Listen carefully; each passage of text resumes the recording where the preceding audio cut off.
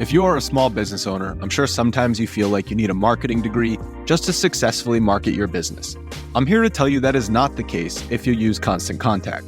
Constant Contact's award-winning platform has powerful marketing tools to make it easy to grow your audience, engage your customers, and sell more.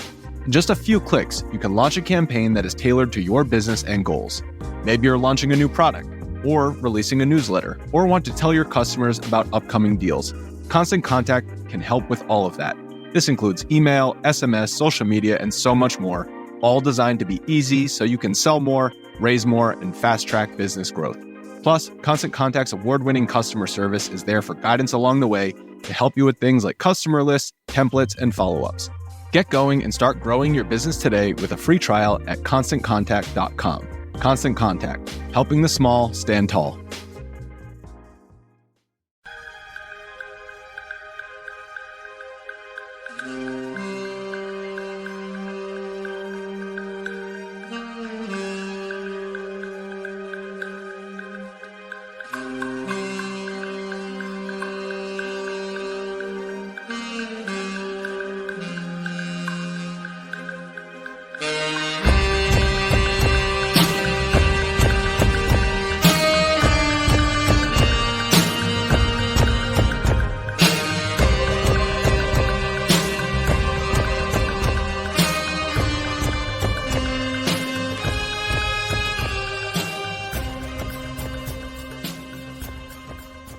Hello, friends. Welcome to Pod Maverick. This is Kirk Henderson and Josh Bowe. We are editors at mavsmoneyball.com, and you are joining us live on Tuesday, May 21st, as we attempt to preview the Western Conference Finals between the Dallas Mavericks and the Minnesota Timberwolves. Josh, how are you?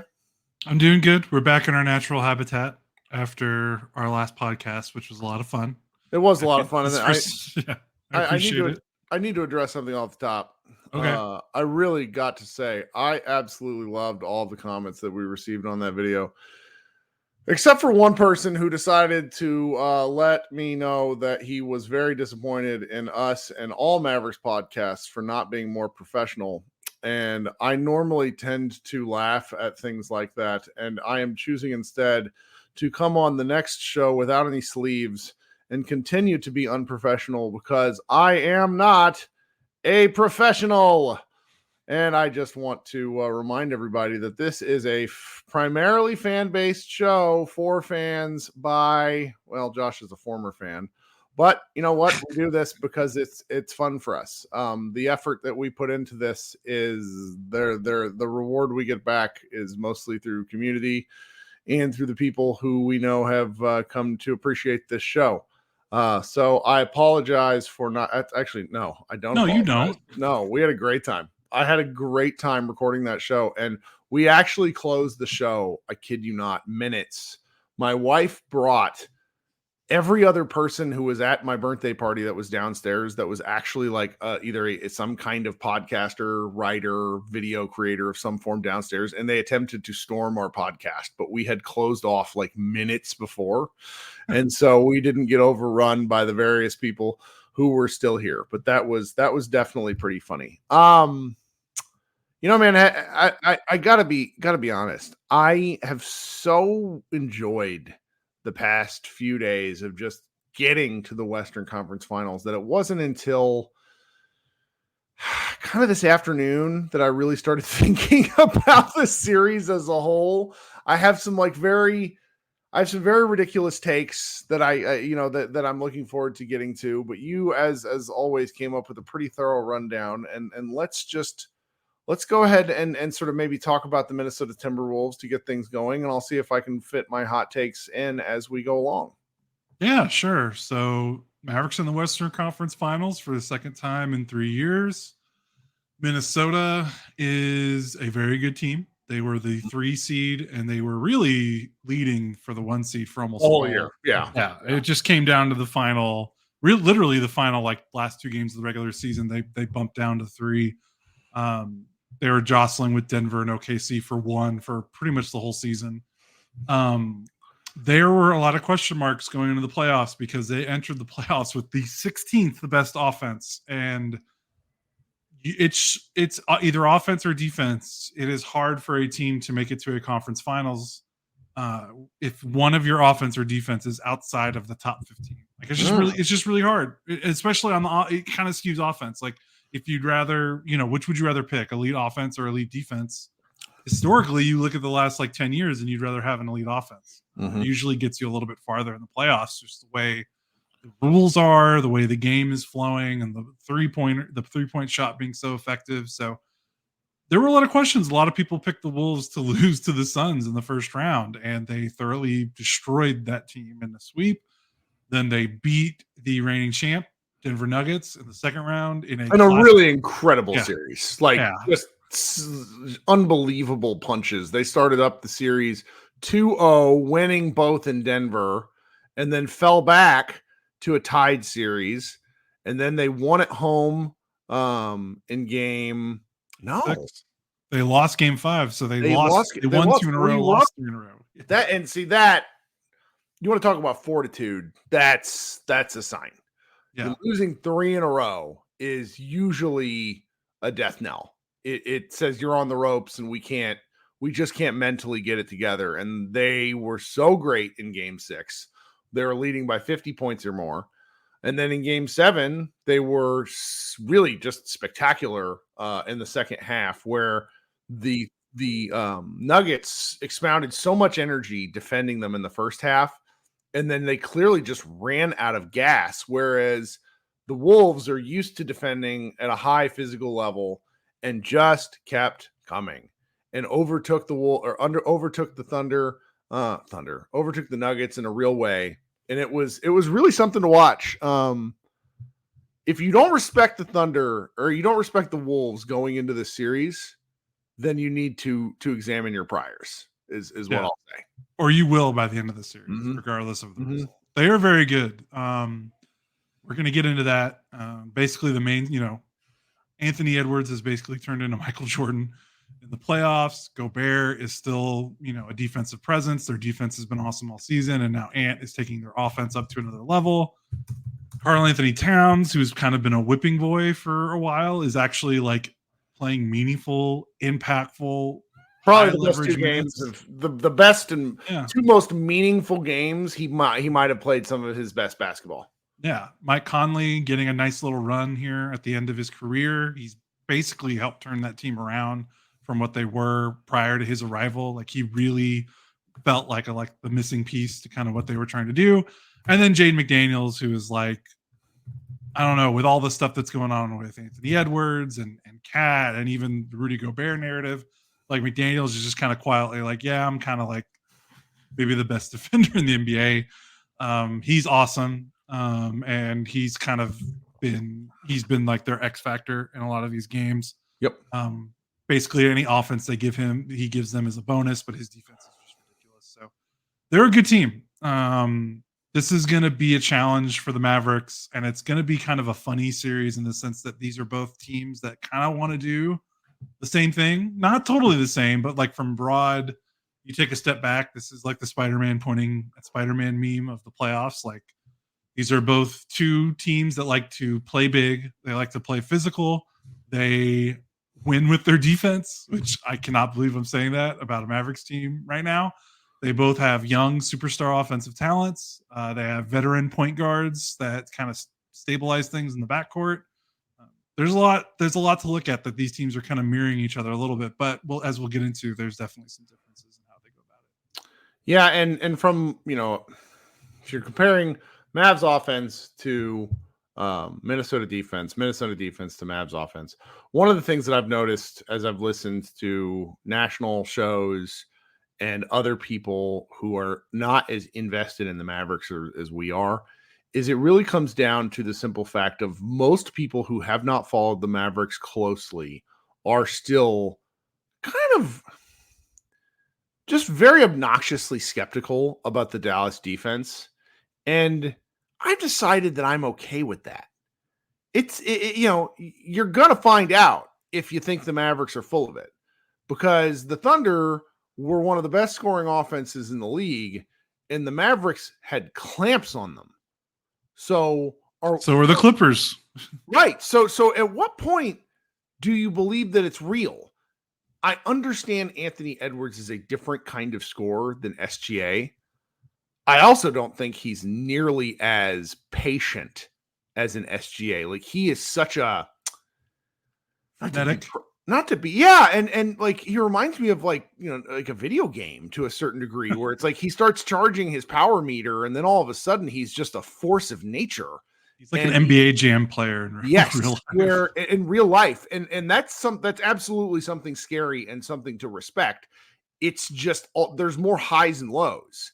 Yes, he can impact the defense, but I'm a little confused as to what, like, if you were to be as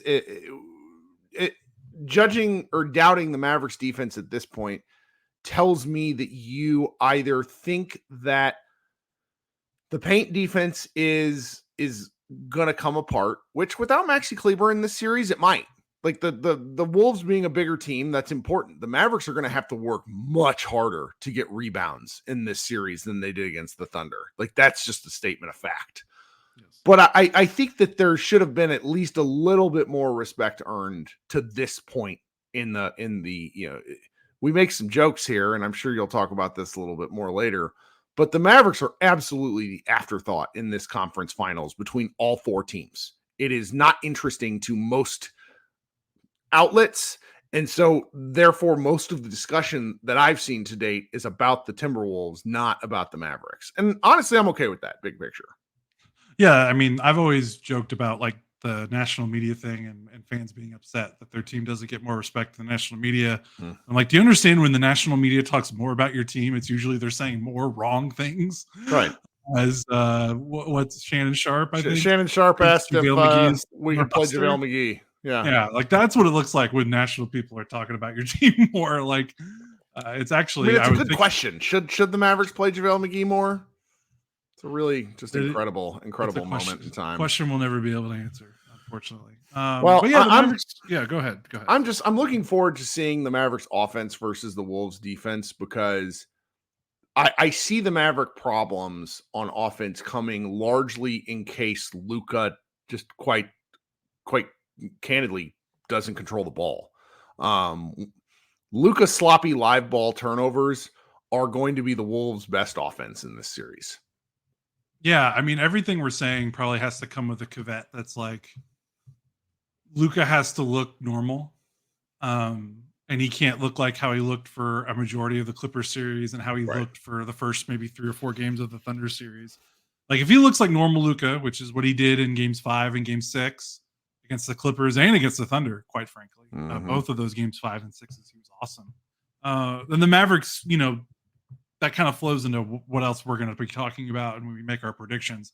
Like, if Luka is bad, like shooting 25% from 3, 30% from the field, like he has in some of these playoff games, and looking really labored and injured, I don't think the Mavericks can win. Yeah. I don't think that they're going to be able to pull it off, because they did have some intrinsic advantages against the Clippers and the Thunder that they're just not going to have against the Wolves. You know, they're not going to have the injured superstar like they had against the Clippers, with Kawhi Leonard being out, and the size advantage that they had against both teams, really, because the Clippers were a small team as well, despite the fact that they played a traditional big and Zubats, and the Thunder were very small too.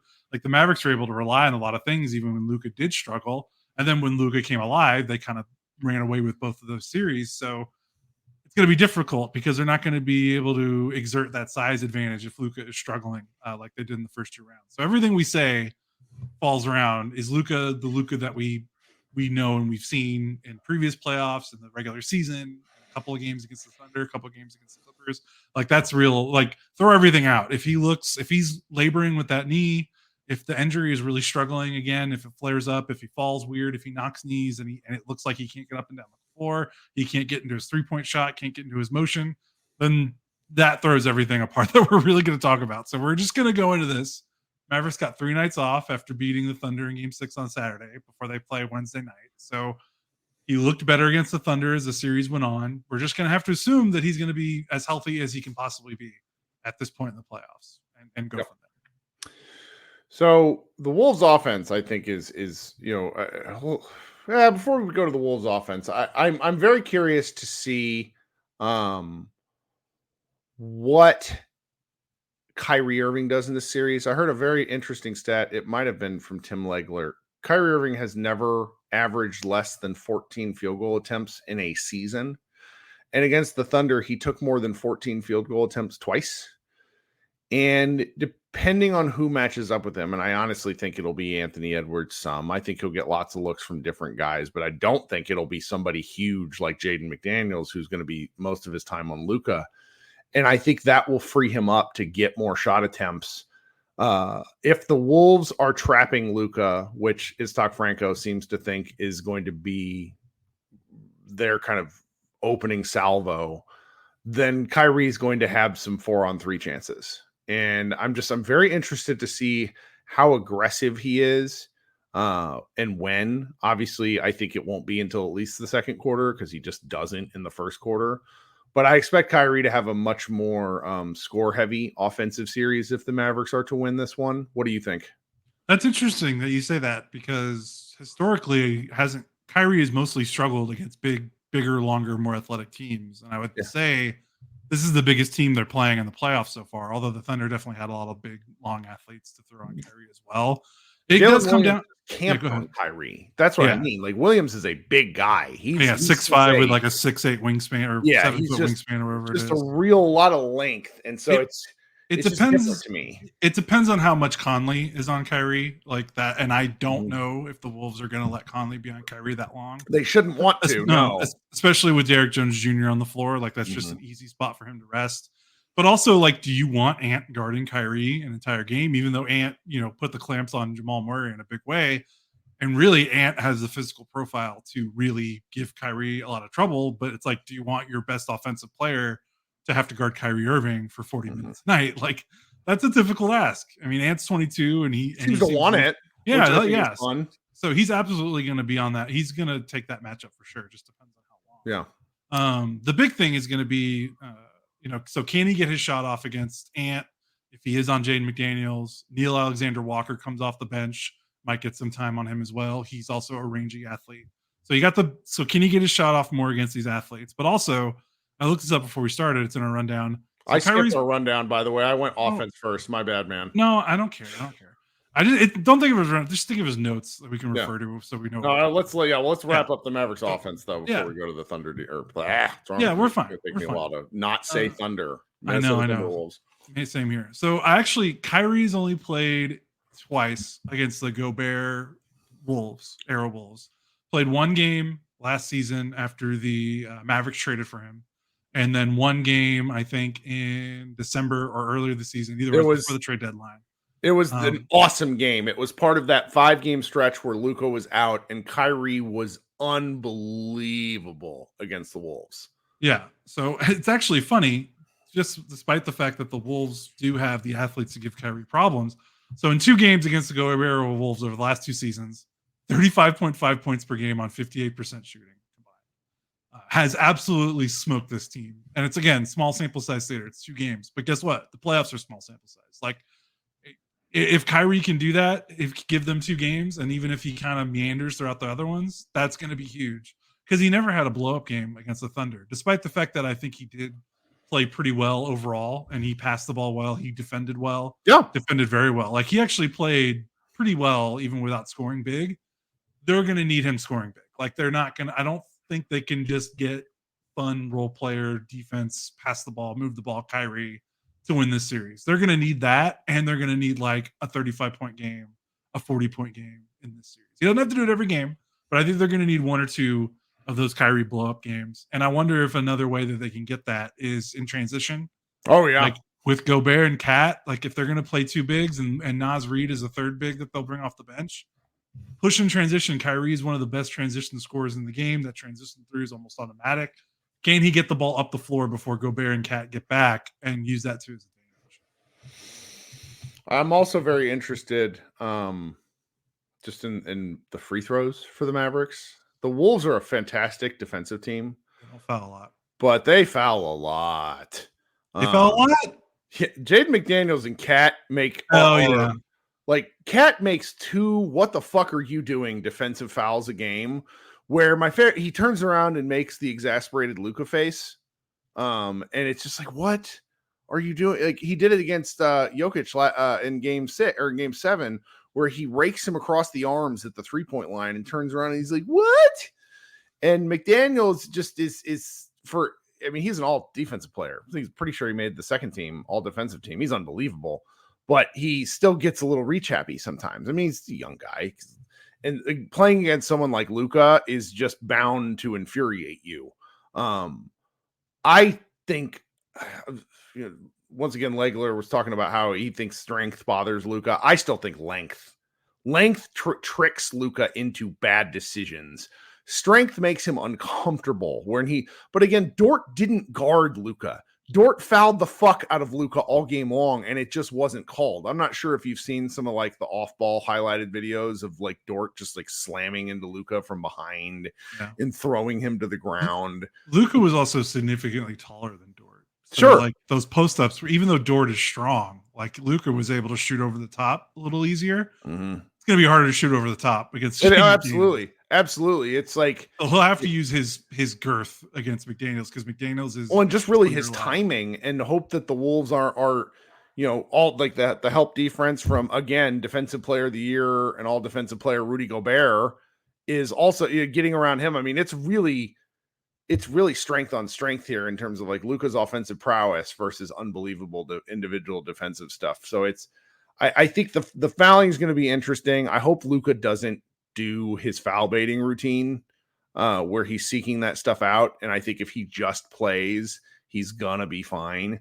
I mean, he looked good in games 5 and 6. So I am not back to normal. I'm not particularly concerned about his mobility or his health. I think he just needs to go play basketball. The shot looked pretty good. Like we didn't really talk about this because I was so hammered, but he had a couple of step backs, like spinning step backs at the top of the 3-point line that he didn't break that move out all season.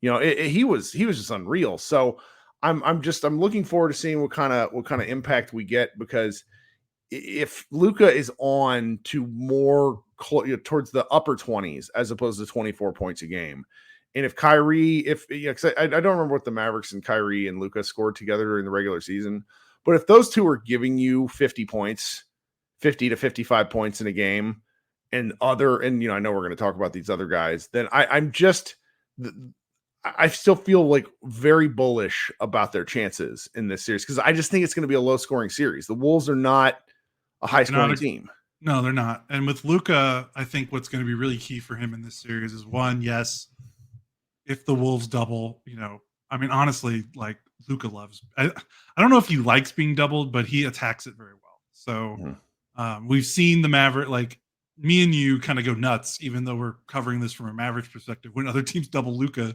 we're like, what are you doing? Why are you doing that? Like, you're giving these role players like wide open lanes and wide open shots that they would have otherwise not had. Like, just try to do your best with Luka trying to outscore you, but they just keep doubling Luka, and the Mavericks role players are better than they were in 2020 and 2021. And I would dare say 2022, that they can punish the double a lot easier than they were in the past. So doubling Luka just doesn't feel smart to me, but they probably will try it. But with Gobert, they definitely play more drop. Like, this will probably be the most drop they've seen in the playoffs, I think. I mean, Zubac's played drop as well against the Clippers, and Luka will need to kill it with floaters. Like, he's going to have to be ready to shoot those paint shots outside of the restricted area and be consistent with it, because I think that's what the Wolves are going to want to give up. Try to get some lobs if they're playing drop. That's a good way to get Lively and Gafford involved in the game as well. Like, you have to punish Minnesota for playing that scheme, because I think that's a scheme that the Mavericks can easily take advantage of. And also, I would look this up before the game. In the playoffs, Minnesota is allowing 9.1% share of shots to be corner threes in the playoffs, which is a pretty good number. It's one of the better numbers of teams left in the playoffs. If it was a regular season number, it would have been a pretty good number.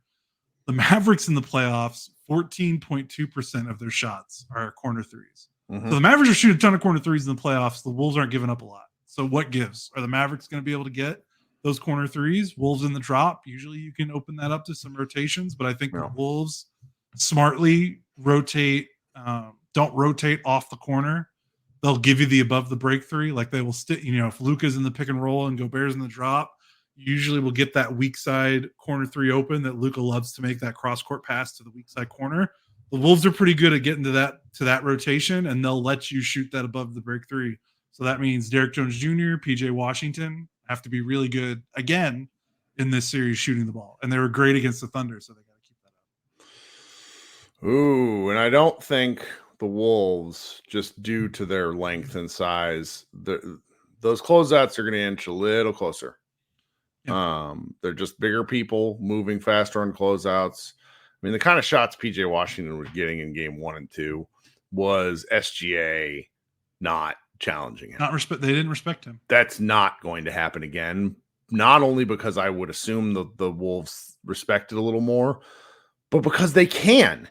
Like, they can challenge more. They can cover more ground with bigger, longer guys. I'm very interested in this one. And if Cat's guarding PJ, that's a big thing. Like, can the Mavericks get Cat away from the rim? Can they get Cat involved in more off-ball rotations? Like, because I think what Cat did really well against the Nuggets, I mean, he played Jokic one-on-one straight up pretty well, about as well as anyone can play him. They were using Cat. Like, Cat's main defensive assignment was like guarding one-on-one. Yep. He's not going to be guarding post-ups anymore. Like, they're not. The Mavericks are not going to post up PJ against Cat. So can the Mavericks kind of get Cat to be a little more space, because that he is prone to do that, being a little bit of a space cadet off the ball? Can they use PJ to get him moving around and maybe get them to muck up some defensive assignments? Yeah, one of my big things that I wrote down in my own notes thinking about this series is I think it could be if I were to like boil it down to 3 or 4 arguments or questions, one of them was going to be who is going to commit the dumber fouls, PJ Washington or Cat. Because both are so important to what the team does. Like, the Mavericks got lucky against the Thunder a few times with the Wolves, with him getting into like early three foul trouble. It happened in game 6. He barely made an impact in the first half. Right. And he just can't do that shit against the Wolves. He just can't. There's no, we'll beat around the bush with it, but this will be a series where Maxi Kleber's lack of ability to play is going to cause some trouble. If the Mavericks get behind the 8 ball defensively and are caught in foul trouble, the Mavericks don't have other size options. That's the thing. That's the thing about the Wolves is they're too big the whole game because Naz Reid comes in, so they're never rotating. Right. Yeah, there's never. I don't have the numbers, but there's rarely a moment where it's just Cat or just Gobert or just Naz Reid. There's always 2 of those 3 on the floor for the majority of the game. With the Mavericks, with no Maxi, like PJ is the only other big that they like. They're not playing any other bigs off the bench besides Lively, and they don't play Lively and Gafford together. Yep. Like, the Mavericks aren't. The only time the Mavericks are going to play 2 bigs is with Washington on the floor. And if Cat gets Washington in the foul trouble, do they just try to go small? And I don't know what they're. I don't. If there's no Maxi, there's not really. They don't really have size off the bench without Maxi to counteract what the Wolves like to do. Well, you wrote here that even without Maxi, the Mavericks have a little bit of a depth advantage because of their minutes per game. Talk about that for a minute.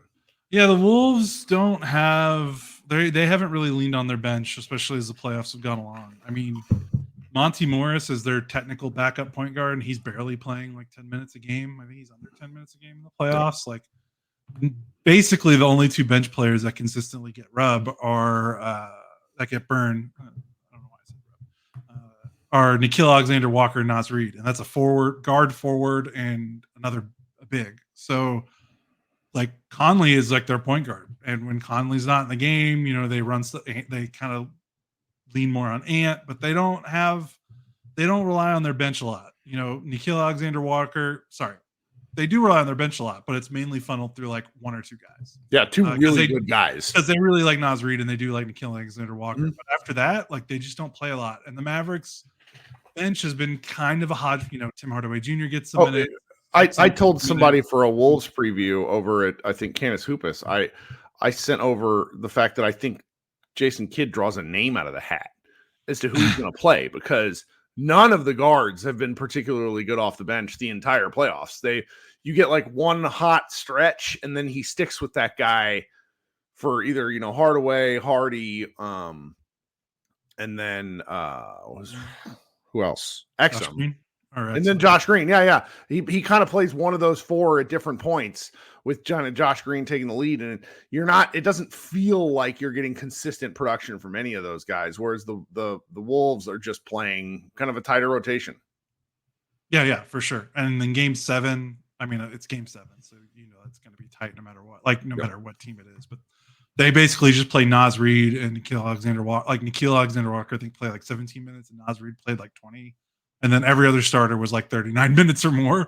So the Mavericks have a chance. I think if Maxey can come back, that even adds to it. But I don't know if Maxey's going to come back. I think he's going to be reevaluated. They're going to give an update on him by game 3. So I don't know if he's going to be back. But even without that, I think that the Mavericks will play a little bit more bodies, and maybe that makes a difference in the fourth quarter if they can relatively manage the minutes of their starting 5 or their core 6. Yep. And we'll see if that plays into a factor as the series goes on, because the Wolves really do rely, their starting 5 is that's their 5. Sure. Though they rely on those guys the entire game.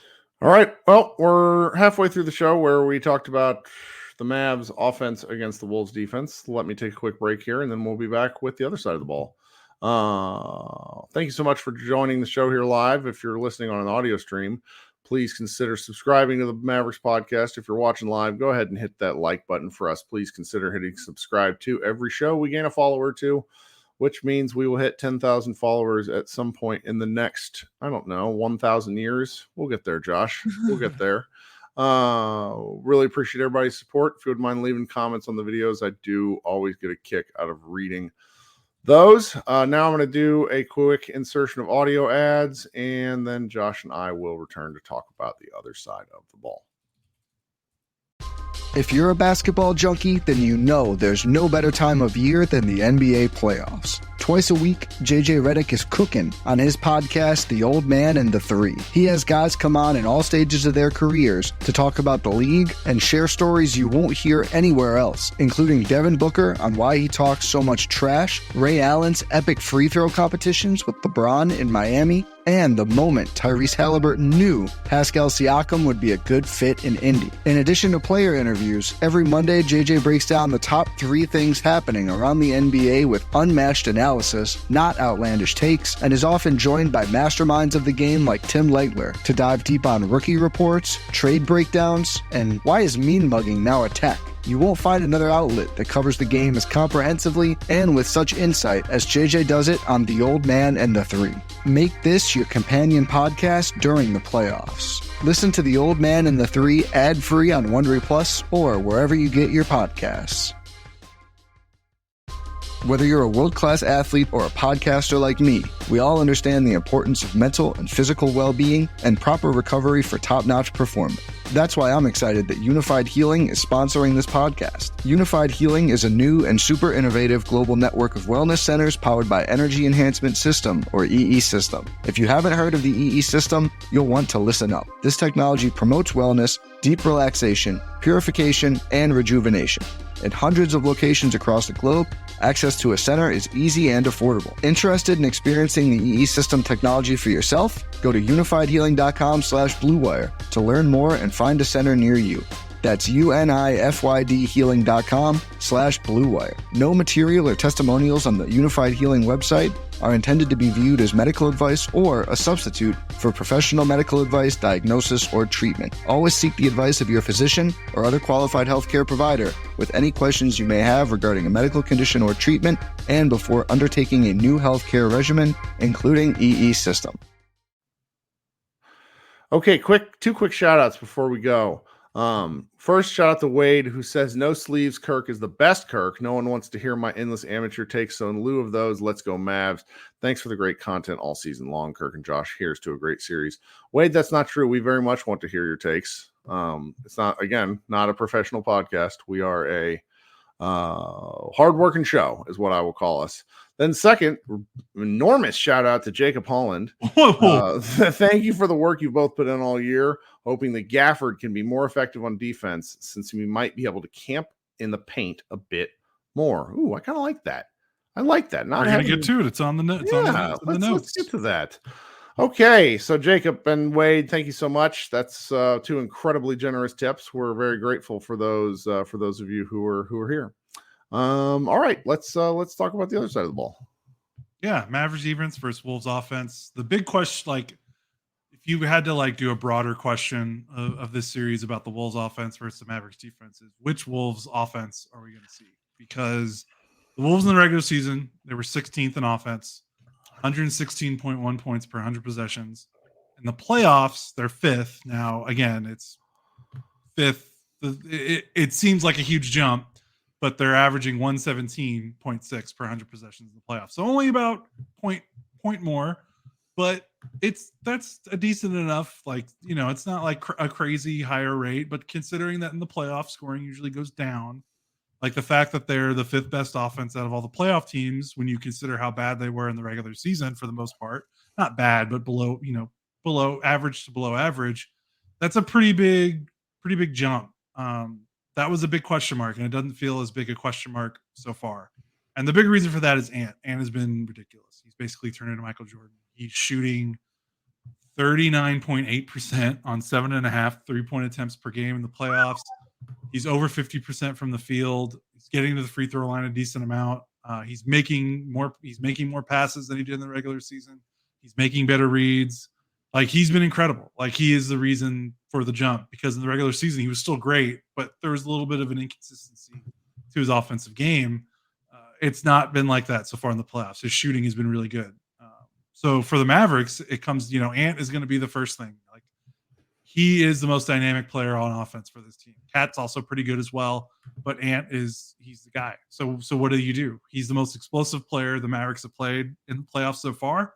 Significantly better athlete than anything the Mavericks have seen against the Clippers or the Thunder. No disrespect to SGA, but Ant is, like we said earlier, he's like an NBA Jam player in real life. SGA should take more threes. Like, that's the evolution. Yeah, but even then, like, taking like 5 a game. Yeah, even if you cut out the threes, though, Ant is just a more explosive vertical threat going down the lane, where SGA doesn't really like to be at the rim as much. So, but Ant likes to tear the rim off and beat you to death with it. Like, he can. And he can. Not just he likes to. That is the thing he is good at. Right. So to me, it's Derek Jones Jr.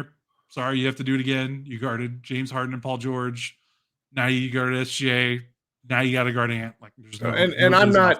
They're going to have to figure something out, because Derek Jones Jr. is 195 pounds soaking wet, feels like, and it's one thing to guard somebody who is quick and uses balance and footwork.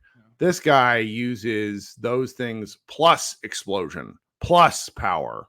I mean, the one thing we talk about in terms of Luka being really difficult to guard when he decides he wants to go to the basket is just his strength. And I don't think that Cat is on Luka's strength level, but for someone like Derek Jones Jr., it's going to be incredibly difficult for him to contain the way I think he was able to contain SGA, at least in terms of getting all the way to the rim. Yeah, for sure. And I think, do the Mavericks make the bet that Ant shooting is outlier? Like, is he on a hot stretch? Oh, I bet they do, and it's going to make me angry. Because they haven't really had to guard a player, because think about when the Mavericks did get in trouble against the Clippers, it was like James Harden step back threes. The Mavericks, didn't get challenged. SGA didn't challenge them from the 3-point line. So Ant will. So it's going to be different. And are they going to concede the 3 to try to prevent him from living in the paint? I think that's a pretty good bet that they probably will, but we'll see. If he makes threes, they're probably going to force them out of it. So can they hang with him at the 3-point line is going to be might be what decides this series, to be honest with you, because SGA again didn't challenge the Mavericks defense from the 3-point line. Ant definitely will. And then the other thing is Ant is at 5.9 assists per game, which is up from the regular season, but also 3.2 turnovers, which is kind of a lot. Not the cleanest assist to turnover ratio there. But the Mavericks don't force a ton of turnovers. They've definitely been better since the trade deadline, because it's more stuff at the rim where they commit they block a lot of shots, stuff inside, which could kind of gets the categorization of steals and blocks sometimes gets a little goofy, particularly where it's like the scorekeeper's choice. Yeah. So They'll have to force Ant into some tricky passes. Like they cannot let him be comfortable making clean reads. Like if there's one thing you can get under Ant's skin a little bit is maybe frustrating him with the pass and maybe sending 2 on him. And the Wolves are a lot easier to send 2 on him because if you want to talk about now, they are not the shooting team that the Thunder were. Like that, they're just not. See, do you mean statistically? Because then you look at the shooters that they have, and those shooters are really good. And they've got a couple that are really good, but if they play their starters and Naz Reid, like Naz Reid is a great shooter. Cat is a great shooter. Friggin' Mike Conley seems to murder the Mavericks. And that's 3 guys. So when you talk about them being not a great shooting team, can you expound a little bit for me? I mean, Ant, Conley, and Cat are the only rotation players in the playoffs that are above 35% from 3. Naz Reid is the X factor. He's at 31.8% from 3. He feels like the PJ Washington of it all, where he can just go fucking ballistic if he wants to. Yes, he will be the swing, I think. If he's making threes, I think it's going to be very difficult for the Mavericks to win. If he's shooting the 31.8% that he's been shooting in the first 2 rounds, the Mavericks are probably going to win, to be honest. Funny enough, he made so the Wolves only played the Mavericks with Kyrie and Luka healthy once in the regular season. They won that game. Naz Reid made 7 3-pointers. So him making threes is going to be, I think, what swings the series. Him or PJ. Like that's going to be who can make more threes between those two. Might be that one stat might determine who wins the series because it's going to be that close on all the other margins. So because if Reed's not shooting well, okay, so if he's not shooting well, it's Ant and Conley and Cat. You can that gives you 2 players on the floor that you're not scared of. When really the Thunder maybe on paper only gave you 1, because Dort was technically a good shooter entering the playoffs, did not do it against the Mavericks. Jalen Williams was a good shooter, did not shoot very well from 3 against the Mavericks. So theoretically, the Mavericks have more places to hide their defense because that's what they like to do. They like to pack the paint. And they like to leave bad shooters open so that they can dare you to make those shots. If Ant, Conley, and Cat are the only 3 players on the floor that can make shots from 3, that means you got Gobert and that means you got McDaniels to rotate, hide, shade off of. And the Mavericks have been punishing any team that gives you 1 or 2 outs for this Mavericks defense to hide your defense. They've absolutely killed those teams. Like they have just dominated those teams that don't have enough shooting on the floor to keep all 5 defenders honest at all times. So we'll see if Reed can be that 4th, that makes things a little bit more difficult, but we'll see. Theoretically, the Mavericks have an easier assignment defensively than they did last series. I really do. Do you mean more straightforward or like quite literally easier?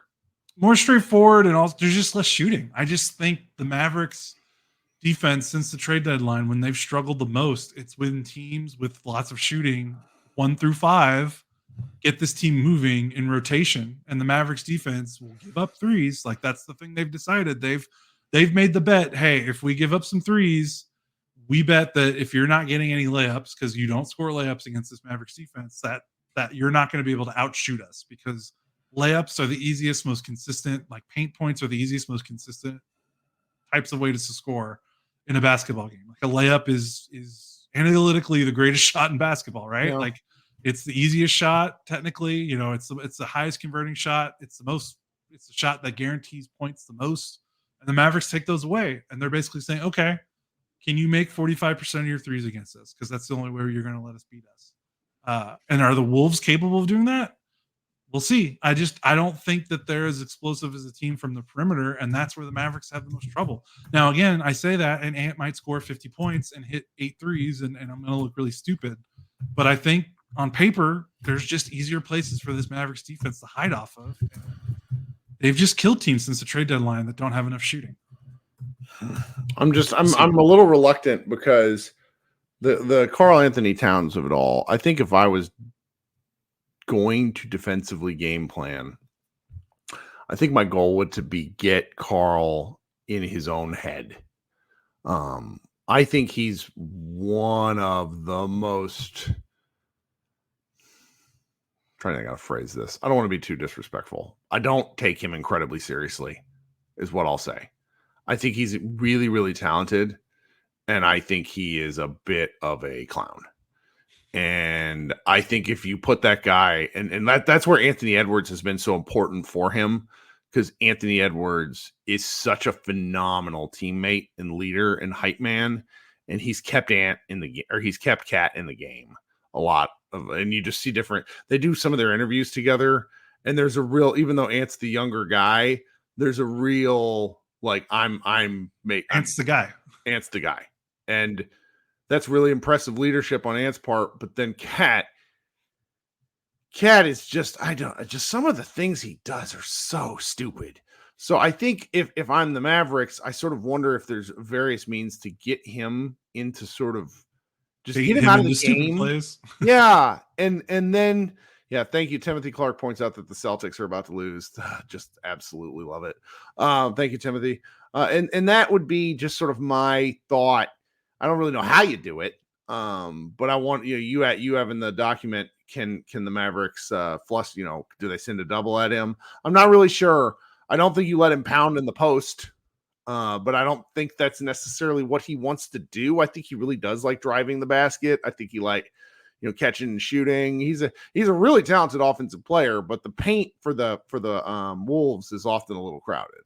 Yeah, because you got Gobert. Like, you think about the non-shooters that have been getting some minutes in the playoffs for the Wolves: Gobert, McDaniels, Alexander Walker, and then less so, but they've still played a little bit. Kyle Anderson, Monty Morris. Like, the Mavericks are not scared of those guys offensively. Like, they're going to let those guys have the ball, make decisions, get shots up, and they would rather focus their attention on Ant and Cat and make sure Conley doesn't get off. So that's what I mean by easier. It's not like a disrespect to the Wolves, because the Wolves are just a different built team. Yeah. Like, their strength is their defense. And I'm scared, more scared of their defense than their offense, which I don't think is a disrespect. But also, Ant could be ridiculous. He's the big wild card. Yeah, he could score 50 points in the Mavericks. Yeah, he absolutely could. Absolutely. Yeah. The Cat thing is very interesting because, how do they guard him? They're going to start with PJ Washington because they have to. They're not going to put Gafford or Lively on him because they're going to let Gafford or Lively play center field with Gobert. Like, they're not going to care about Gobert at all, I don't think. And they're going to let those guys roam the rim and guard the paint, and just whenever someone gets there, kind of play that zone thing that they were doing, like where Lively or Gafford are basically like zoning the paint by themselves, and the Mavericks are handing off their assignment whenever someone dribbles into the paint, because they're not going to be too scared of Gobert, although Gobert can finish around the rim for sure. But he doesn't stretch the floor at all, obviously. But Cat is different because he can shoot threes.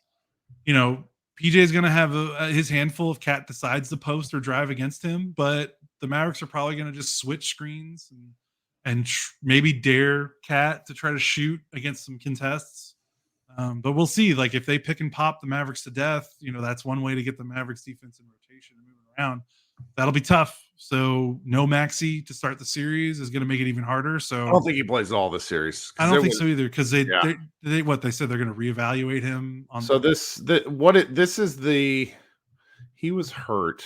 They said 3 weeks they were going to give an update, and like after game they gave an update, and he's been doing some no contact stuff, shooting from like 10 feet.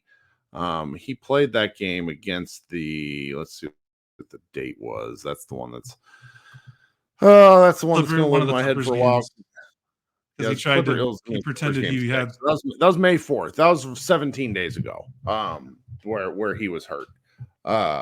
So 3 weeks would put him at. So today's Tuesday. Basically Sunday-ish, around there, the 26th, 25th, 26th. And that's not even saying he's going to be back in 3 weeks. They just said they were right. That's like after 3 weeks.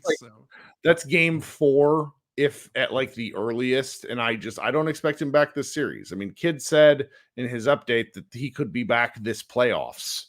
Was the broad thing. And so the playoffs for the I don't think start for the finals until like June 3rd. I'm making this up, but it's June. That's when the playoffs are. So that's I kind of want to put Maxey out of our heads for defense. Right. Yeah. So it'll be PJ, and I'll be really curious to see how the Mavericks handle that, because maybe that's something you talked about. Like, if you're scared of Ant and what Ant's going to do the Wolves look at the matchup with PJ and do they kind of get in their own head a little bit and are like, we've got this size advantage, let's keep going to Cat? And does that alienate the Ant offense of it all, which would work in the Mavericks' favor? Is that one way for the Mavericks to kind of, get into Cat's head or kind of flip the script of what the I Wolves think like you want do? the ball out of Cat's hands, Right. Not Cat's hands, Ant's hands. Right. Yeah. You'd rather have Cat have the ball more. So is Cat going to deliver in that matchup, or are they kind of like, remember when the Mavericks would put JJ Barea on LeBron James in the 2011 playoffs because they were like, okay, this doesn't make sense, but also the Heat are not at their best when LeBron is posting up and 4 guys are standing around watching him, because that was back before LeBron had really developed a post game. And even though on paper you're like, yes, do this, it just got the team out of their flow of what they like to do.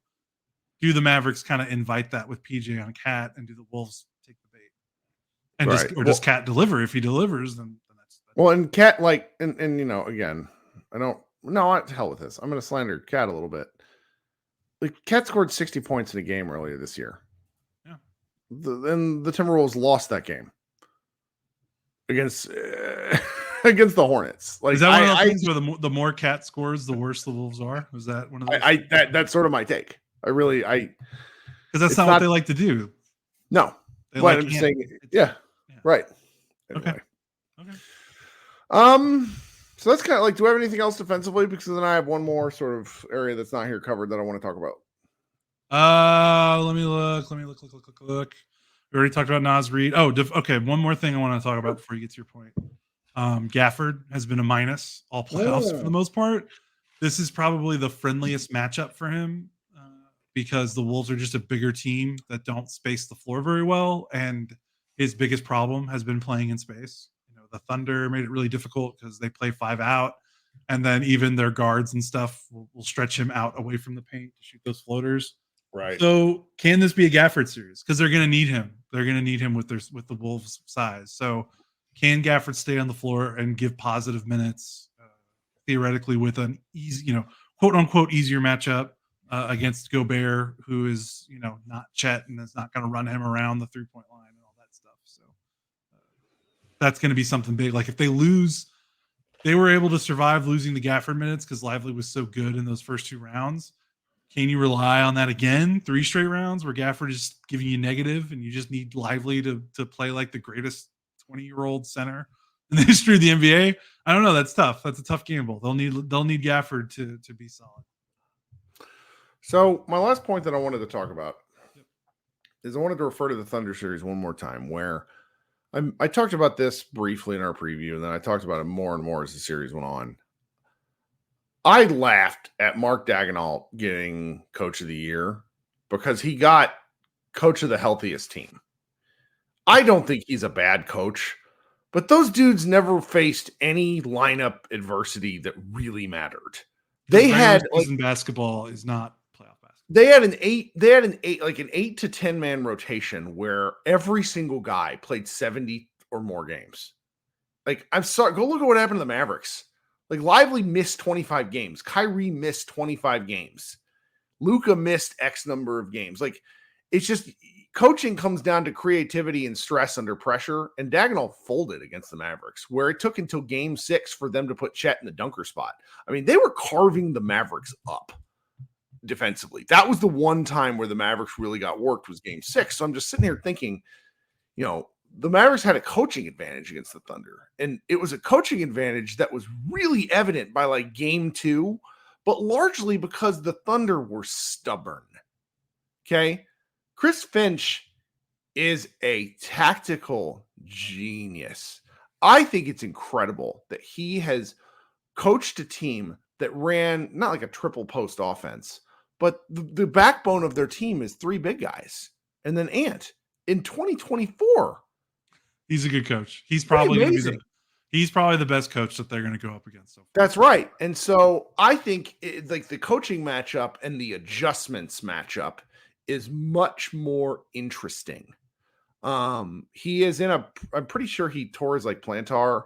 He tore his knee up with Mike Conley crashing into him. So he's in kind of an interesting physical spot where I'm not sure how, I didn't watch all the Wolves games. I'm not going to lie to you guys, but I also wasn't paying attention to the coaching element. So it's like his sort of mobility and what he's seeing and doing is going to be kind of interesting. I don't necessarily think it's a factor, but I guarantee he's not going to wait until game 6 to pull out something that he thinks will change the series. No, like and I think he's coached the regular season like that too. Mm-hmm. Like, I think something that if you read stories about the Wolves coming into this series, he gets onto his, like, he shows no favoritism, no politics in terms of like, hey, if you're playing like shit, I'm going to pull you. Like he is absolutely like, I mean, he bench Cat at the end of that 60-point game because because they were trying to win and then they lost, and he got pissed at Cat after that game. Like, have you seen an NBA coach call out a player who scores 60 points in a game before? Like he will absolutely be quicker to adjustments than either of the first two coaches, I believe, because I think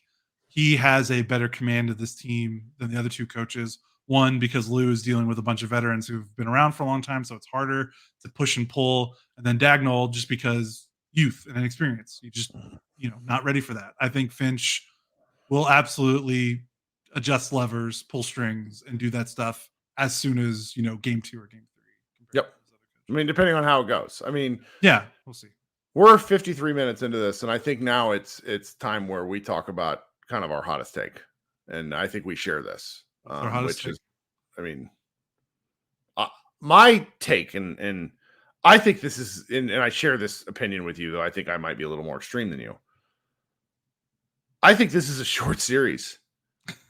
I think it's a short series one way or the other. I think that whatever challenges this team, like one team faces against the other team is not going to be able to adjust at all to that. Whether it's the Mavericks offense just overwhelming the Timberwolves defense or the Timberwolves defense blanking the Dallas offense to where they just can't score and eke out wins. What do you think? No, I'm kind of with you on that. I'm scared to make my prediction what I really think is going to happen. I think Mavericks in 5.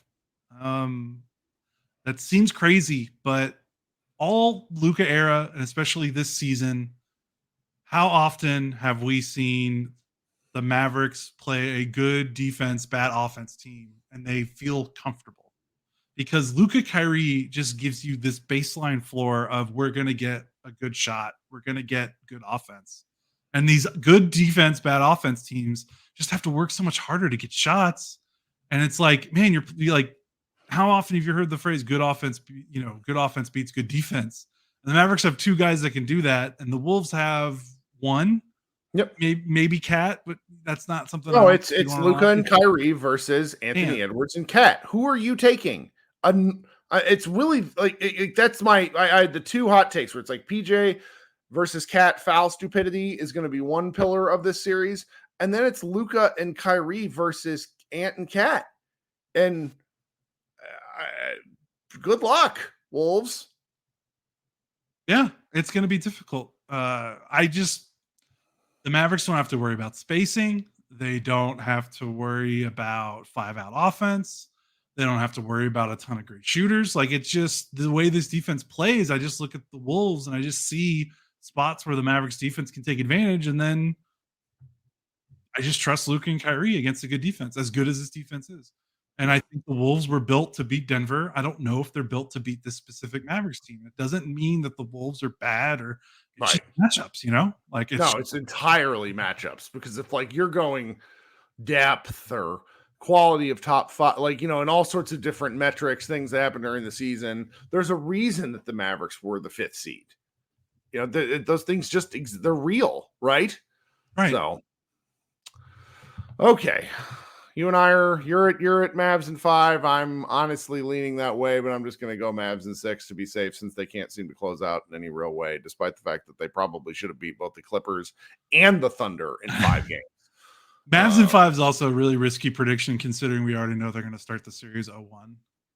So maybe I should move it to Mavs in 6. So I can't remember what frenemy of the program, Matt Moore, told me, but he said teams coming off of game 7s are like 500 or something like that historically in their next game, which I thought was pretty interesting. So, we'll see.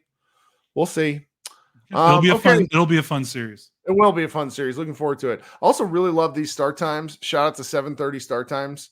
Getting an hour in earlier. I mean, I was up routinely till 3 in the morning after five of the 6 games. So being able to go to bed at like 1:30, just lovely. So yeah, I'm with you. Okay, Kirk Henderson and Josh Bowe. This has been Pod Mavericks playoff preview for the Western Conference Finals. We will be back tomorrow night. This show doesn't have a lot of shelf life, but hey, we forgot what I didn't really want to record last night. I was tired. You need recovery.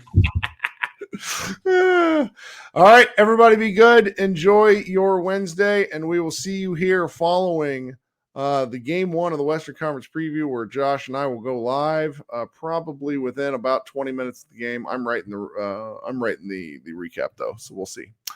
Everybody have a great Wednesday and go Mavs.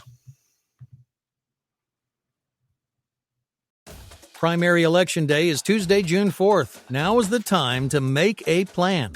Whether you plan to vote absentee by mail, in person at your county auditor's office before Election Day, or at your polling place on June 4th, it's important you take steps now to make your plan at voterready.iowa.gov. Remember, Election Day is Tuesday, June 4th. Find more info at voterready.iowa.gov. This message is presented by the Iowa Secretary of State.